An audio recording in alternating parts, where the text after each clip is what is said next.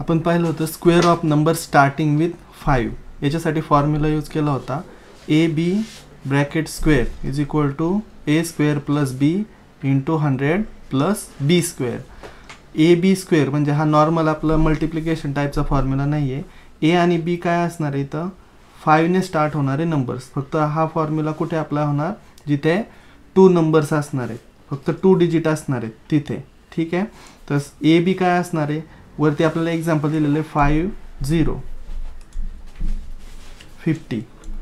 मग 50 मध्ये ए काय असणार आहे 5, बी असणार आहे 0. मग काय करायचं आहे फक्त फॉर्म्युलामध्ये आपल्याला पुट करायची आहे व्हॅल्यू. ए स्क्वेअर काय असणार आहे 5, ए असणार आहे 5 म्हणजे ए स्क्वेअर प्लस बी काय आहे आपल्याकडे 0 मल्टिप्लाय करायचं आहे multiplied by 100 plus B square, B काय आपल्याकडे आत्ता 0. ठीक आहे.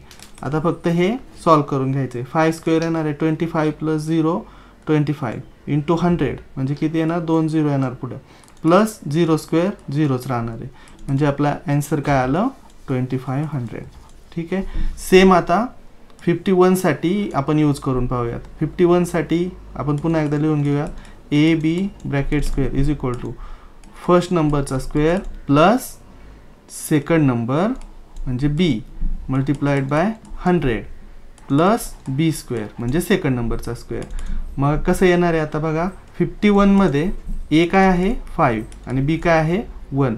मग काय करायचं पहिल्यांदा 5चा स्क्वेअर प्लस बी काय आहे 1 multiplied by 100 as it is येईल आणि बी स्क्वेअर म्हणजे काय इथं सेकंड नंबर काय आहे 1 1चा स्क्वेअर. 5 स्क्वेअर 25 प्लस 1 26 इंटू 100 किती येईल 2600 प्लस 1चा स्क्वेअर 1चा असतो 2600 प्लस 1 म्हणजे 2601. This will be the square. Okay.